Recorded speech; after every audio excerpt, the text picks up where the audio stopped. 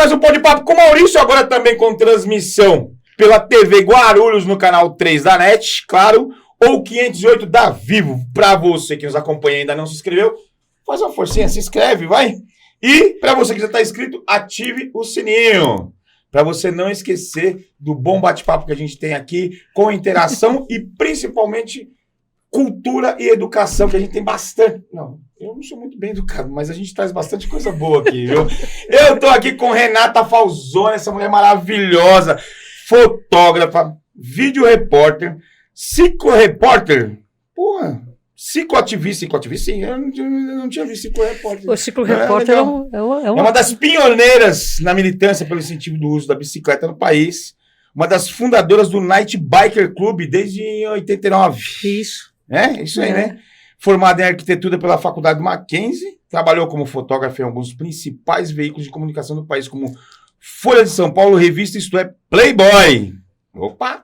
Placar, as outras são todas iguais, eu só Playboy porque eu lembrei do Playboy. Placar e Nova, entre outras.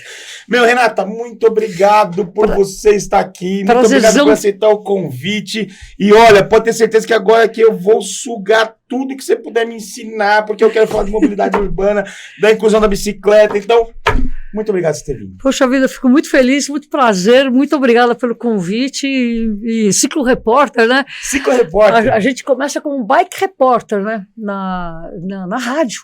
Então, assim, antes eu já era jornalista, já estava fotografando tudo, mas a ideia de ser repórter em cima de uma bicicleta, ela nasce na Rádio Eldorado no final dos anos 90.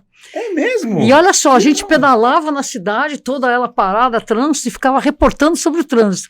Se eu estivesse em casa trancada e falava Avenida Brasil parada, Rebouças parada, Paulista parada, eu não ia errar, né? Sim. Mas a gente ia na cidade falando da inevitáveis congestionamentos, mas falava da árvore, falava do banquinho da praça, do senhor Zezinho que vendia um docinho na esquina. Era uma maneira de ver a cidade sobre a ótica de quem está a pé ou de bicicleta.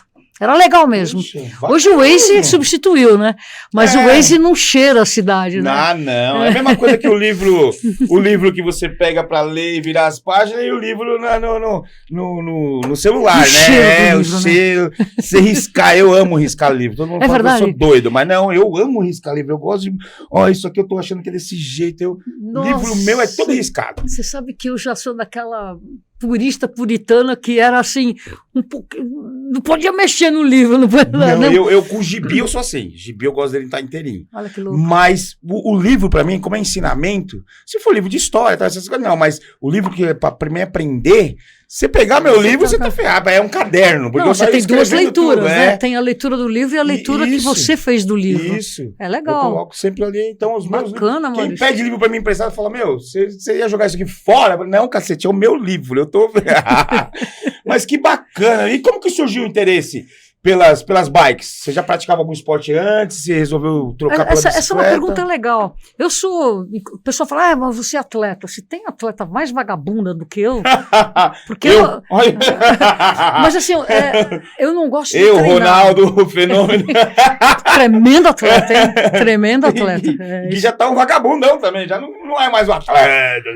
Não gosta de Mas foi um cara que teve uma inteligência de movimento ímpar, né? Sim, isso que é incrível. Eu gosto demais dele. Eu sempre gostei da atividade física, não gosto de competição, mas atividade física e detesto perder tempo. Então, quando eu era moleca, fiz 18 anos, comecei para a faculdade, tinha um carro e levava assim, tipo, 10 minutos para chegar na faculdade e 1h30 para voltar. Falei, não, tem alguma coisa errada, né? Eu saía do Mackenzie, onde eu estudava, e ia para o trabalho, era tipo assim...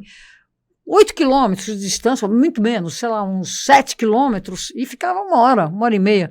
Hoje em dia isso é normal, mas não é normal, pelo amor de Deus. Não é normal. Você gastar o tempo que a gente gasta dentro de um automóvel... De Guarulhos para São Paulo, a gente tem 16 quilômetros e a gente leva, em média, 2 horas. Não é normal. E se você voltar na parte da tarde, você ainda... Não é normal. 3 horas. Se você... Olha só, 16 quilômetros indo devagar de bicicleta, você faz em 1h30. Aí. Devagar. devagar, se tiver infraestrutura escloviária e tudo mais.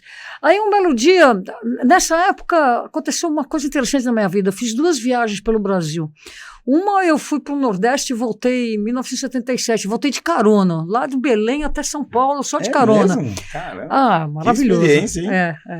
Incrível, assim, foi maravilhoso e perigosa também, né? 77, né? 77. Aí, quando eu chego em São Paulo, eu falei, não é possível, eu não vou ficar dentro do automóvel. E aí eu já comecei a andar só de carro, já, de bicicleta, já em 76, só andava de bicicleta pela cidade. E aí eu aposentei meu carro, foi uma coisa muito legal. E a segunda viagem que eu fiz também foi bastante assim, para a Amazônia, né? Eu viajei todo o Brasil. Em 78 eu já tinha viajado o Brasil inteiro, conheci todos os estados, conheci Chico Mendes, na Amazônia, tudo. Agora morrendo e aí quando você volta para São Paulo, você vê aquela selva de pedra com outro olhar, né? Aí eu parei de andar de carro na cidade. Até voltei, tem que confessar que eu voltei, porque em 81 nasce a minha filhota. E aí uma mãe com filho fica meio agrilhoada, né? Um carro, alguma coisa assim. Mas em 85 já de novo, só na bike, e você começa a casar o fato de você andar de bicicleta com o teu lado profissional, que é ser fotógrafo, ser jornalista, aí vira bike repórter do Eldorado, aí eu entro no canal ESPN, foi quando eu começo a ser vídeo repórter, numa época que as câmeras eram grandes, então a gente pedalava com câmera grande, filmando, cobrindo esportes, muito esporte de ação, patins, skate, bike, BMX, né? Então, uma outra vivência na bicicleta. E aí, quando você vai ver... com as maquinonas ali. As maquinonas, Diante desses daqui, fichinha. Essas são grandes hoje, né? Mas elas têm a qualidade que na época as câmeras maiores de mão não tinham. Então, quando a DSLR surge, eu comecei a usar uma DSLR em 2006, né? Aí você estava dando... Já em 2004, 2005, a gente tinha câmera... com 1080 de definição, com melhor qualidade, e o pessoal usando beta, que era 400. Então nós tivemos um momento com câmeras menores na mão, com uma qualidade de vídeo superior. E aí a gente começou a empurrar o pessoal da operação da TV para poder aceitar veicular em HD. Tanto que o meu programa na ESPN foi o primeiro programa feito em HD, produção brasileira em HD. Que bacana, Aventuras com Renata Falzoni era bem legal mesmo. Sem saudades dessa época. E você não usa como esportes, né? O seu é só de... Mas aí que tá, é que eu não faço competição, mas a parte... Não, mas incorporou também como uma questão... Mas no fim de semana eu pedalo mountain bike, aí vou para as trilhas. Eu sou fera no mountain bike. Eu não sou veloz, mas eu sou técnica, né? Eu gosto muito do pedal mesmo, do pedal técnico de mountain bike. É mesmo? Você gosto entender um pouco de você também. Isso é bom. E alguma frustração você teve alguma frustração em algum outro esporte e você não se adaptou e também ajudou você a continuar na bike? Vai lá. Olha que interessante essa pergunta. Eu joguei muito futebol quando era moleque. É mesmo? Numa época que era proibido mulher jogar futebol, né? Eu sou assim, eu era golinha, né? Porque os meninos me botavam no gol. E aí, como eu era menina, podia fazer bastante falta, então eu marcava mesmo. Sabe, obstrução com agarro, era a minha tática. Mas assim, frustração de não jogar futebol não tenho nenhuma, mas eu escalava muito. Eu era uma escaladora, gostava de ir para as montanhas, e quando a bicicleta chega na montanha, quando vira o mountain bike, aí eu me foco na montanha mesmo como um esporte de ciclismo na montanha. Mas eu gosto muito de escalar, de travessias, de caminhadas, espeleologia. Em tudo você conseguiu trazer uma coisa com a outra, né? Na sua profissão, você levou a bicicleta no seu esporte de setor. Olha que bacana. Maurício, você está falando uma coisa que é uma busca na minha vida, que é unificar, convergência. Né? Convergência, quando nós ficamos 20 anos nos canais ESPN, e aí a gente pegou um olho muito apurado para os esportes de ação, da radicalidade mesmo, né? Manobras no vértice. Skate não é a minha área, mas eu entendo do skate. Agora a minha área mesmo é o BMX.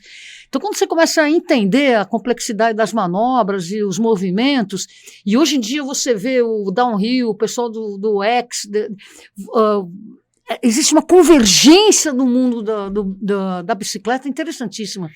Você vê o próprio cross-country olímpico, hoje, se você vê o que é o cross-country olímpico hoje, era o que era o downhill do começo, de tão de tão alucinado que é, de tão difícil. Eu não consigo hoje pedalar sem botar o pé no chão uma pista de cross-country, né, da modalidade mountain bike olímpico, de tão difícil que é. E antigamente a gente conseguia, né? Sim. Então a evolução ficou muito radical tudo, né, no ciclismo. E esse crescimento, né, e essa paixão, e que a gente não consegue trazer para o dia a dia, né?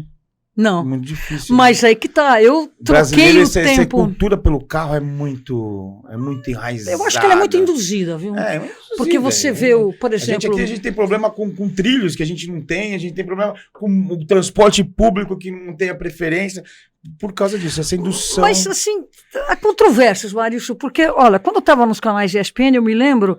no dia que o Mamonas Assassina morreu, que ano que foi? 2003, 4, 6, sei lá.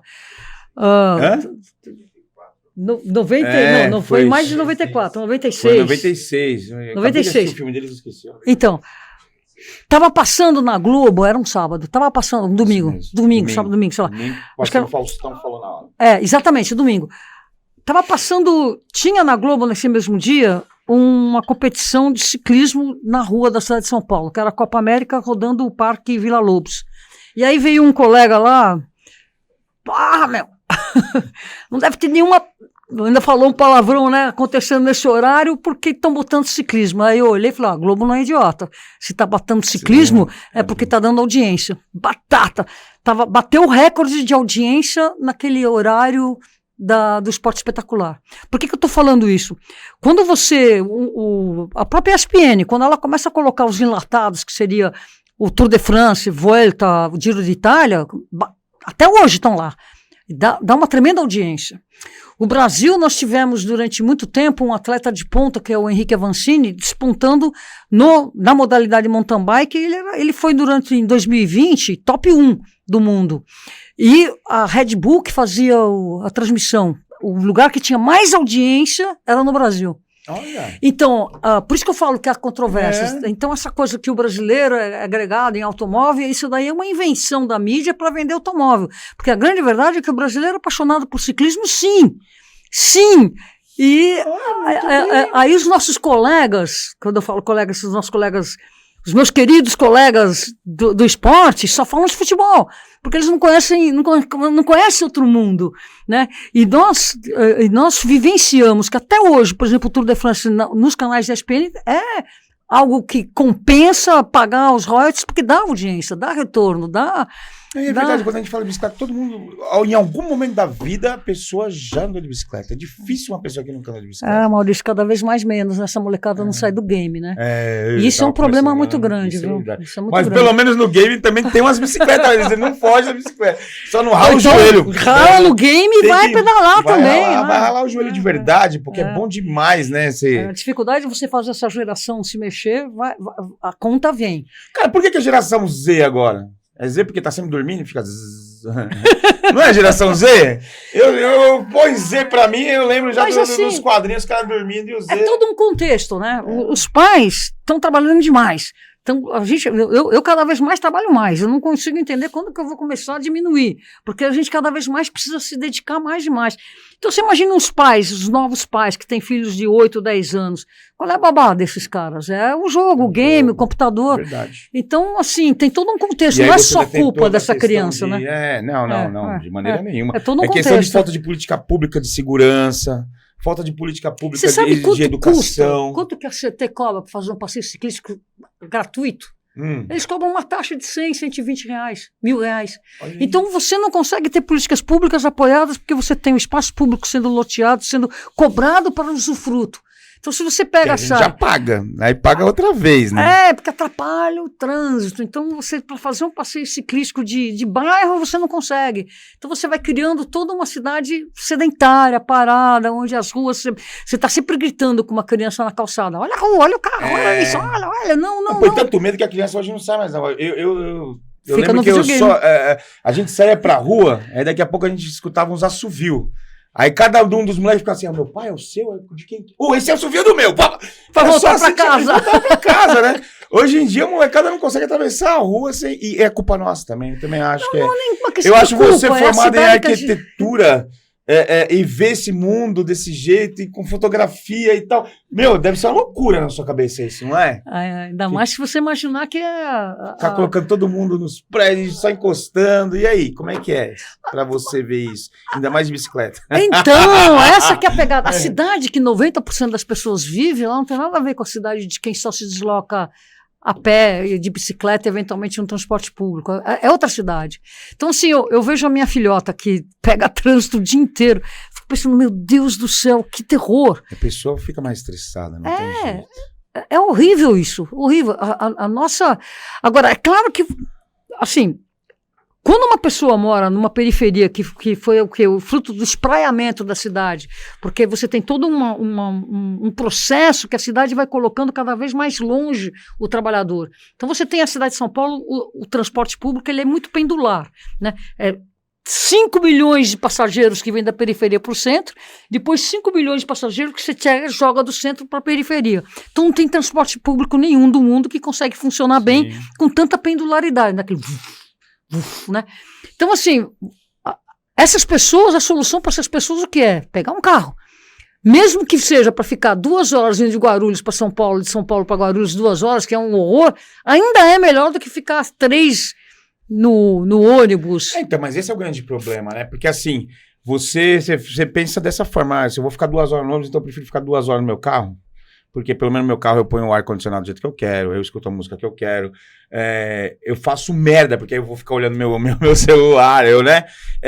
Então a gente precisava criar condições para mobilidade, trazer bicicleta, trazer transporte público para você cada vez mais deixar o carro em casa. Mas quando você fala isso, você quase morre, né? Porque o pessoal quer te matar. Mas assim, você tem que trabalhar a cidade como um todo, né? Então você tem que criar emprego perto da moradia, também, perto do emprego. Emprego perto da moradia, aquela cidade que você tem que se deslocar menos.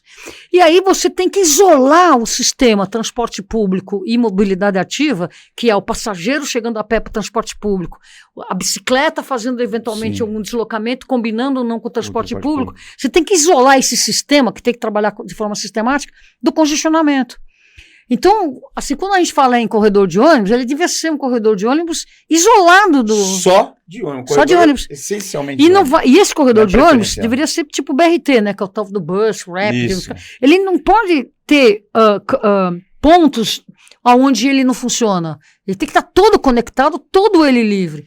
Aí quando você tiver um transporte em que você chega em 20 minutos de ônibus e 2 de hora, claro, e gastando menos, e ficando 1 hora, 20 minutos, sei lá o que for. Eu falo, você precisa ter conforto, você precisa ter um ônibus, porque imagina só, eu dentro do ônibus onde eu posso trabalhar, porque aí você vai estar com um Wi-Fi, você trabalhar, porque hoje a gente trabalha muito com o celular, você está com conforto, rapidez, eu não vou pagar. E aí entra tudo isso também, né? Não vou pagar o estacionamento, não vou pagar zona azul, não vou tomar a multa, não vou... Também você começa a mexer com uma parte da economia também, né? E aí... Quer economia mais valiosa que tem? Combustível, por exemplo, porque você fica parado no... o que eu gasto de carro com combustível para sair de Guarulhos e vir para São Paulo é uma viagem daqui para o litoral. Eu não gasto esse dinheiro nisso nem a pau. E outra coisa... Você é feliz, hein? Porque olha... É uma verdade. Por exemplo, eu tô aqui, você pergunta, você veio de bicicleta? Eu falei, não. Por que eu não vim de bicicleta? E olha que hoje era um dia que eu tinha que estar de bicicleta. Porque eu não tinha bicicletário. Eu saí da minha casa, fui para uma consulta médica que não tinha bicicletário. Aí eu fui para o centro fazer uma manutenção do equipamento. Eu até poderia ter subido na loja, porque os caras já me conhecem, eu poderia. Aí fui para uma reunião no centro da Secretaria do Clima, também não tinha bicicletário. E para vir para cá, eu poderia vir com um trem de bicicleta, mas eu iria ter que voltar muito tarde na noite para poder botar a bicicleta dentro do trem. Então eu acabei vindo a pé. Andei muito, mas fiz tudo a pé muito rápido. Muito rápido mesmo. Acaba sendo mais rápido mesmo. E mais confortável. E gasta energia, né? Que é o melhor, né? Que é o melhor. Que aí nem eu, nem o Ronaldo Fenômeno estariam desse jeito se a gente andasse mais de bicicleta ou a pé. Agora, a classe trabalhadora que mora longe do seu trabalho e que não tem infraestrutura, não tem bom transporte público, não dá para... Vai me ouvir e vai falar, essa daí tá louca. Eu vou falar, realmente... Eu sei, porque eu passo por isso também. A minha realidade... A lógica é uma coisa, só que pra gente colocar isso em prática é outra. Agora, porque quando você tem um transporte público de qualidade, com rapidez, fluidez, que ele vai e volta, sem pegar o trânsito, automaticamente o trânsito vai diminuir, porque as pessoas vão falar, eu não vou ser bobo de gastar. É capaz de aumentar o trânsito no final de semana, que aí o cara quer sair com o carro, tudo bem. Agora, mas durante a semana... Aí eu pergunto, por que nos Jardins, naquela zona, na zona do centro expandido de São Paulo, tem muito congestionamento? Porque todo mundo sai de um lado para o outro ali. Vai fazer quantos? 1 quilômetro de carro. Para ir para padaria de carro. Então, eu acho que a gente tinha que focar muito nessa... A pessoa, às vezes a padaria é na esquina de casa. O cara vai de carro. Eu mesmo faço isso, gente. Me ferrei agora. Então... Tem um mercado lá de casa e eu vou de carro. Agora, porra, você me lembra. Mas você tem cachorrinho? Você tem cachorrinho? Tenho, eu não ando com meu cachorro. Eu ponho ele dentro do carro e levo ele pro sítio pra ele andar no sítio. Eu não vou tirar sarro de você, Maurício, mas porque você é meu anfitrião. Mas não, pode tirar o sarro, eu sou burro pra cacete. E eu ainda ferro meu cachorro. Mas tem que ter uma motivação, né? Verdade, eu pergunto, a calçada é agradável? É cheio de buraco? Também esse é um grande problema. Você tem sombra, água fresca no caminho? É gostoso, isso né? É verdade também. Até pro cachorro, porque você vai passear com ele, como você não tem a calçada, você acaba usando o meio-fio. E ele não se sente confortável. E queima a patinha dele, às vezes. Né? Então, também tem isso, né? Verdade. A parte da mobilidade ativa... Quem desenha a cidade a partir das necessidades do automóvel, que são completamente diferentes das necessidades de quem vai a pé, de uma mãe que vai buscar a criança na escola a pé, ou mesmo quando o pessoal fala, o que você quer? Sombra e água fresca? Sim, eu quero sombra e água fresca na minha calçada, sem intempéries, sem buraco, sem degraus. Não é só para bicicleta, é para quem anda a pé, é para quem tem dificuldade física, é tudo, né?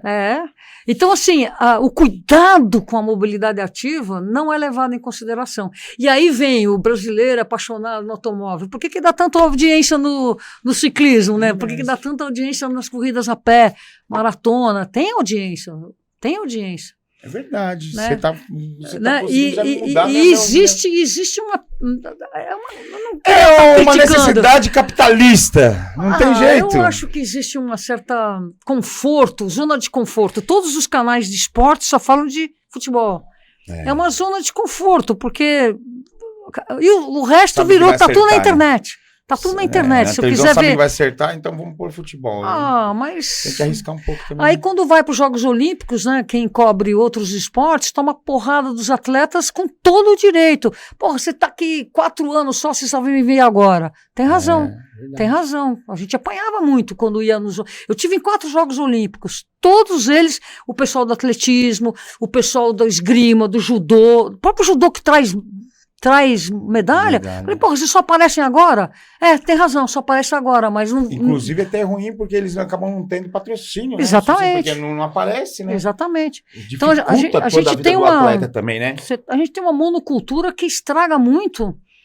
Então, assim, isso tudo para justificar controvérsias. É verdade. Gostei da sua forma de pensar e é verdade. Não é? É uma forma que a gente precisa... Eu discuto muito mobilidade urbana, né? Eu sou mais do ramo do transporte público, de massas, mas eu discuto muito justamente por causa disso. Eu acho que é muito fácil da gente enxergar o que realmente precisa, mas a gente tem muita dificuldade das pessoas aceitarem. Né? Que o ônibus, se você parar para ver o ônibus, você pega um ônibus aqui, ele carrega aqui 60 pessoas, olha, vou falar um número baixo, 60 pessoas. Para você colocar 60 pessoas em 60 carros, você já tá. A lógica do trânsito já tá aqui, ó. Você sabe que em 1920, 25, nos Estados Unidos começou a morrer muita criança por causa do atropelado pelos automóveis. E começou a ter um movimento muito grande, especialmente de mães, né, que estavam perdendo seus filhos nas ruas, de uma oposição.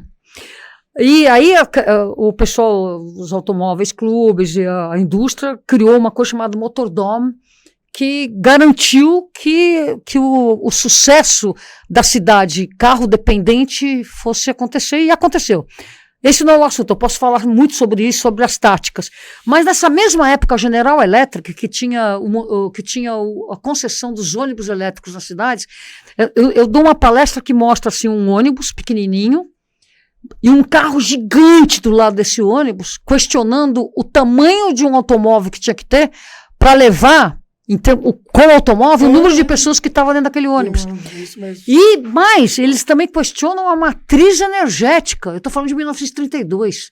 Já existia uma discussão sobre a matriz energética do motor a combustão, que poluía, e o tamanho que precisava ter os automóveis que estavam atrapalhando o transporte público.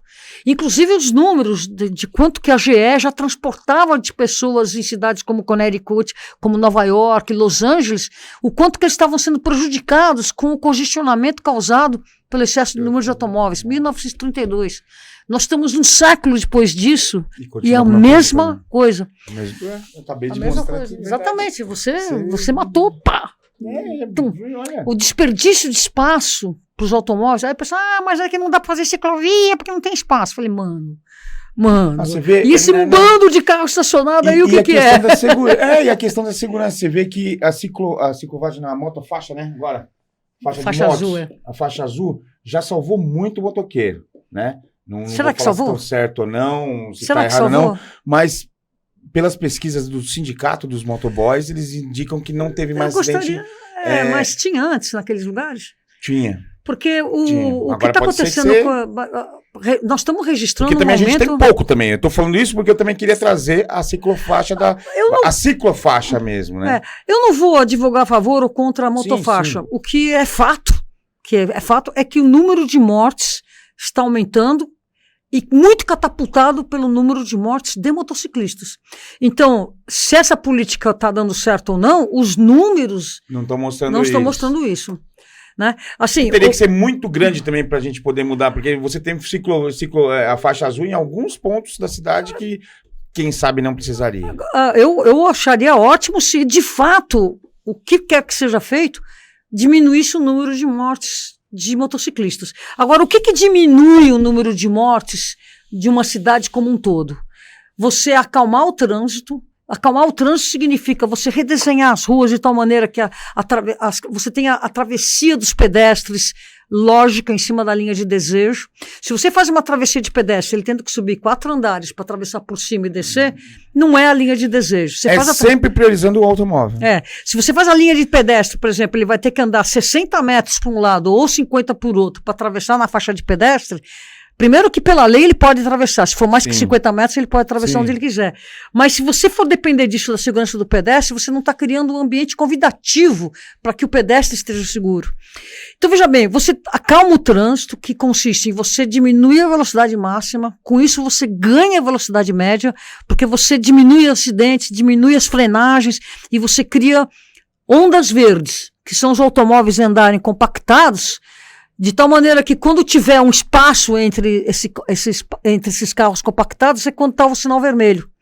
Então isso daí chama-se onda verde. Quando você pedala em Amsterdã, quando você pedala na Holanda, você está pedalando na ciclovia e você vê um sinal verde.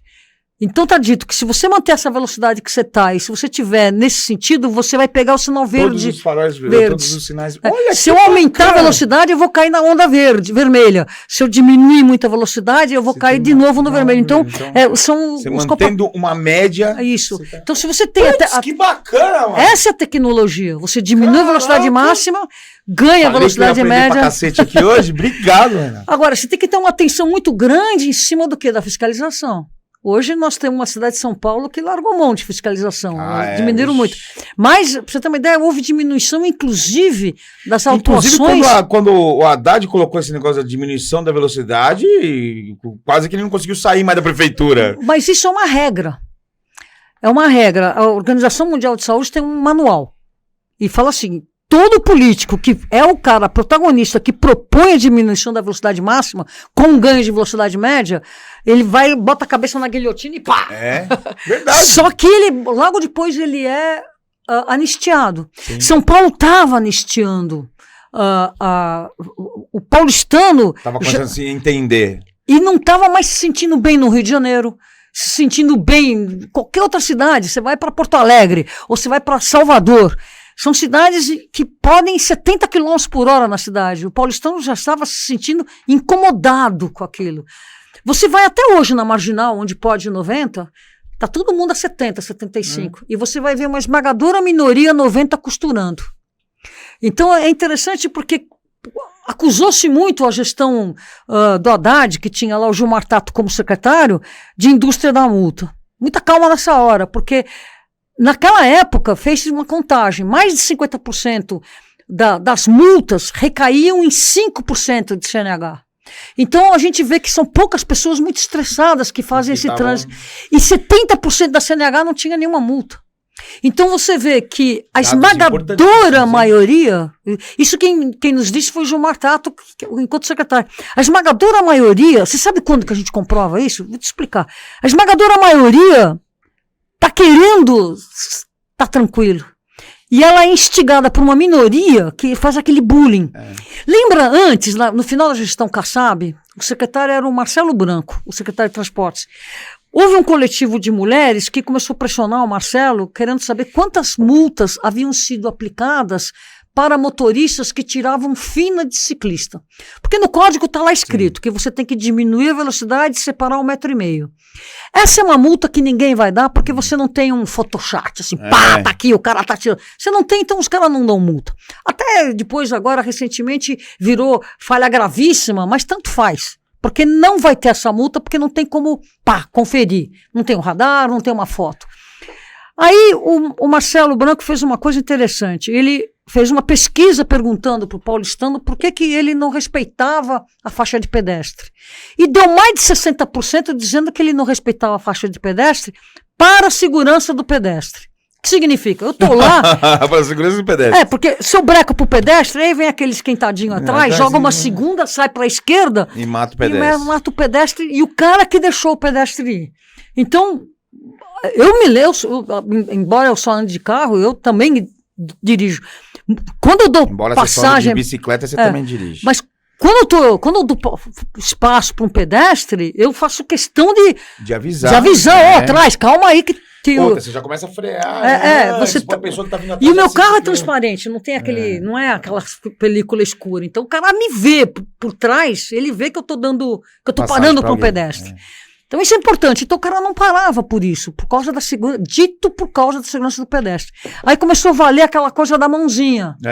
Você sabe o que aconteceu? Olha que interessante. Quando começou a valer a mãozinha, a esmagadora maioria dos motoristas começou a exercer o prazer e o direito de parar. Você pega... E buzinou atrás teu. Eu não vou ser multado. Você quiser, isso pode mesmo ser multado. Aí você pega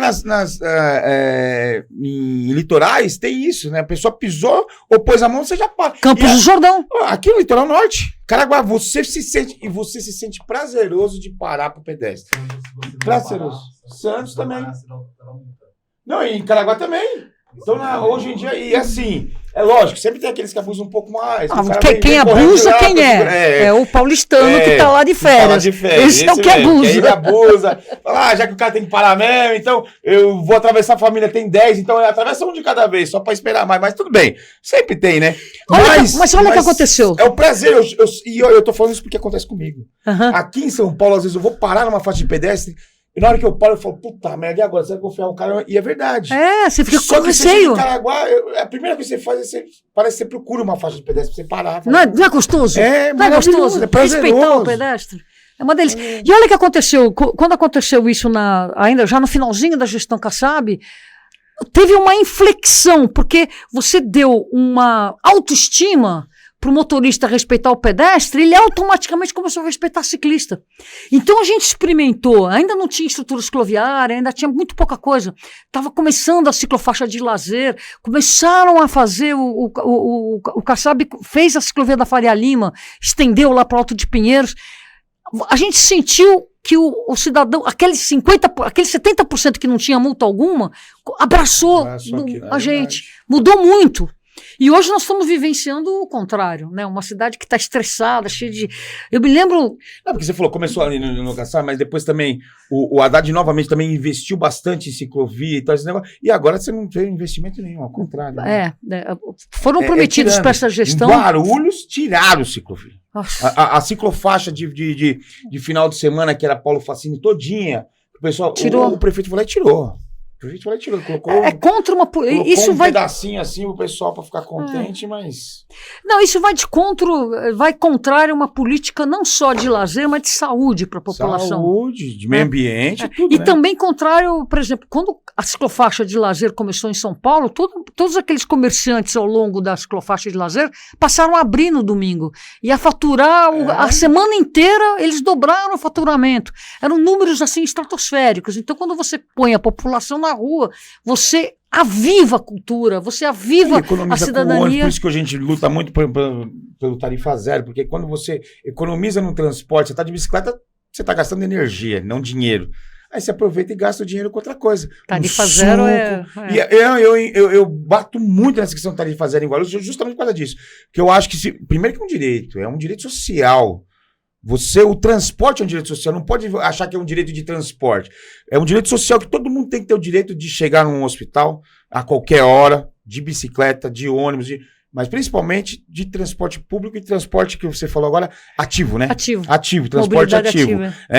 E sem o gasto, porque você aproveita mais o lazer. Você tem 2, 3 filhos para você sair, eu no meu caso, minha esposa e 2 filhos, que eu vou pagar de transporte, aí eu falo, bicho, não vou, porque depois eu não consigo pagar pipoca para criança, não consigo pagar o sorvete, não consigo tomar uma cervejinha, aí eu vou de carro, pago tudo isso, ainda tomo cerveja, ainda me arrisco ainda se eu for dirigir, né? Então, é tudo uma questão é que nem você falou, priorizar os investimentos corretos, isso. Que avivam a economia. A economia, ela aquece. A pessoa começa a gastar mais com uma roupa diferente, com tênis, que fala, opa, agora que eu vou andar, quero um tênis mais confortável. E quando você vai de carro, você tem um tipo de comércio que é shopping, algumas lojas que tem onde estacionar. Quando você vai a pé de bicicleta, você não tem. Não, você paga, você toma o docinho da dona Maricota, o bar da tia Luiazinha, você aviva o comércio local. E o que eu tenho que falar para todo mundo é que quem ganha com isso... É o comércio local. Não, e quem ganha com o transporte público também é todo o comércio e ele não paga. Por exemplo, a pessoa que vai no shopping de ônibus, o shopping não pagou para ela andar de ônibus, só que o shopping está ganhando. Então o shopping tem obrigação de bancar o transporte público. Também. O banco tem, porque o cara vai lá pagar uma conta no banco, vai de ônibus. Então o banco tem que contribuir com o transporte, porque também é uma questão social. Não precisaria ficar só nas costas do governo. Você sabe uma coisa incrível que você está falando? Você sabe um país altamente neoliberal, tudo que é transporte tarifa zero? Luxemburgo. É mesmo. Quer dizer, você como turista, você paga. Sim. Porque você está vindo de fora, você vai pagar. Mas lá, a população inteira, ela já contribui para o transporte. Isso. E isso reverte na economia do país. Isso, porque é o que eu estou falando. Aí o cara vai pro shopping, ele já não vai mais para pagar uma conta. Ele já vai para ir no cinema. Ele já não vai precisar pagar o estacionamento, ele já também pensa numa outra coisa. É incrível. Você move a economia de outra maneira. E a indústria, a economia, a mobilidade calcada no automóvel também. Tem uma frase de uma mulher chamada Janete Sadikan. Ela foi secretária de transporte da cidade de Nova York, trabalhou na época do Bloomberg, e ela mudou a cara de Nova York, sempre calcada em cima de conseguir fazer a cidade mais ativa, mais para pedestre, mais para as pessoas, sempre com muita pesquisa. Então eles têm aquela história, né? Nós confiamos em Deus, para todo o resto a gente quer dados. Quero dados. Para todo o resto eu quero os dados. Aí ela foi, durante a pandemia, ela foi ajudar Milão, ela foi ajudar Londres para aproveitar a pandemia para ser uma cidade mais resiliente, mais ativa, com menos automóveis, menos dependente de automóvel. E ela falou uma frase que é bem calcada nisso que você está falando, que é o seguinte: as cidades que durante a pandemia se prepararem para andar de bicicleta, andar a pé de bicicleta e transporte público, elas não vão se recuperar na pandemia, elas vão prosperar. Verdade. Porque justamente ela vai sequestrar esse dinheiro que a gente gasta com automóvel, estacionamento, ocupar o espaço público, fazer a cidade ser estagnada e congestionada. Você vai ter uma cidade viva, dinâmica, que funciona, e as pessoas consumindo o comércio local. E é isso também, né? Que aí você falou muito bem, o barzinho da Dona Maria ali, aquele negócio, você tá passando na porta, você fala, putz, vou comer aqui, olha esse docinho que bonito aqui. E você faz todo dia uma comprinha de 3, 4 saquinhos. Isso. Não precisa vir lá aquele carro cheio de coisa, você vai e faz para o teu dia a dia. E aí você não precisa mais comprar em grandes mercados, tudo em grandes mercados, você vai fazer, mas não precisaria. Agora deixa eu fazer uma pergunta rápida aqui para você. Diga, Maurício. Nesse período todo, você pedalando nas ruas de São Paulo, teve algum acidente? Aqui, não. Não, é mesmo, não. que maravilha. Quer dizer, o que é acidente? É você se machucar. Sim. Né? Outro dia, nós estávamos falando sobre as estruturas, né, que estão sendo desmontadas. São Paulo está passando por um processo muito questionável de recapeamento de todas as ruas. Nesse processo, tem 2 crimes enormes que estão acontecendo. Primeiro, por não ter projeto, a cidade está ficando novinha em folha com todos os erros do passado. Porque não são refeitas as calçadas, não são refeitas as guias rebaixadas, que não tem, não existe um projeto de você refazer as rotas do pedestre, então nenhuma faixa de pedestre está sendo implementada e tudo mais. E nesse processo estão sumindo as ciclovias. Então, outro dia eu estava pedalando numa ciclovia binária. O que é uma ciclovia binária? Ela tem fluxo e contrafluxo. E toda vez que você tem uma ciclovia de 2 mãos, numa rua que é uma mão única, uma das mãos é no contrafluxo, na contramão. Sim. Se a ciclovia some, o que acontece? Você, de repente, do nada, tá naquilo na contramão, que eu chamo de contrafluxo. Mas eu tava... Então, de repente, eu tava numa rua de uma ciclovia, pista dupla, sumiu, chovendo, o motorista me viu e jogou o carro em cima de propósito. Então, assim, eu não me machuquei nem nada, mas que violência gratuita que é essa, né? Isso está até publicado, está lá nas redes sociais lá do Bike é Legal, que são as minhas redes, e tá lá. E aconteceu de novo isso, nem publiquei de novo, porque virou rotina, você ser ameaçada com um automóvel, o cara vem e bate com o retrovisor em cima de mim, porque eu tô aos olhos dele na contramão, do lado de uma placa dizendo que aqui é ciclovia, mas o piso não está pintado. E na verdade, se você parar para analisar, às vezes tem muita gente que pensa até que você conseguindo ver o veículo seria mais fácil para você desviar, né? Mas isso é mas cessou uma velocidade, né? Mas no caso eu estava parada, nas 2 vezes eu estava parada. Parada ainda? Porque eu vi cair para a esquerda e o cara veio em cima. Puxa vida. É muita violência, é muito gratuito. Gratuito mesmo, né? Então, São Paulo era para a gente ter conseguido nessa gestão 300 quilômetros, não foram feitos mais que 30 e pelo menos já foram retirados uns 40, 50 quilômetros nesse processo de recapeamento, não devolução. Recapeamento já... E já não devolve. E aí, com isso, você faz o pior, que é desconectar os trechos de ciclovias. Então, as ciclovias que ficam desconectadas, elas acabam perdendo o interesse. Por exemplo, quando eu subo... Traz perigo, né? Que nem você falou, você estava numa ciclovia, de repente ela acabou e você estava na contramão. Por exemplo, o meu neto eu não gosto que esteja... então eu ia falar, você tem netos, tudo, eles já estão nesse embalo das bicicletas também? O moleque de 14, bastante. A menina já não, ela já pedalou muito comigo, mas tá mais no transporte. Nem guia, é interessante, porque eu na idade dela já estava... Né, com 21 anos que ela tem, mas eu já tinha carta há 2 anos, né? Eu também, bicicleta foi uma boa parte da minha vida, foi com bicicleta e depois já fui com o carro. Eu tive o carro, depois voltei pra bike. Tá na hora de eu voltar pra bike, viu? Eu gosto de bicicleta, dá pra misturar tudo. Dá pra misturar um pouquinho, né? Ainda mais com essa luta que a gente tem pra gente poder compartilhar todos não é?